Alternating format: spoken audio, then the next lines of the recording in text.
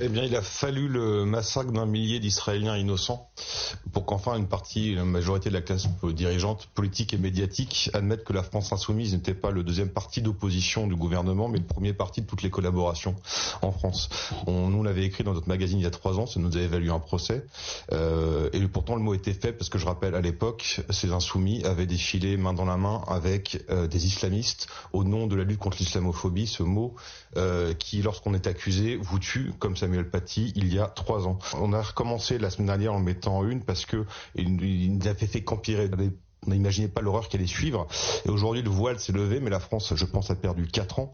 Il y a des collabos qui sont actifs, mais pour des raisons idéologiques ou pire, électoralistes. Mais vous avez aussi des complices passifs, ceux qui ont permis à cette idéologie barbare de prospérer sur le sol français.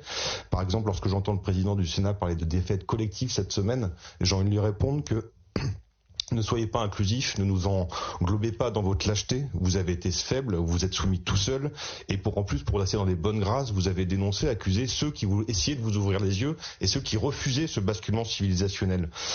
Aujourd'hui, il continue à parler d'arc républicain en s'octroyant une autorité illégitime pour faire entrer les uns ou exclure les autres.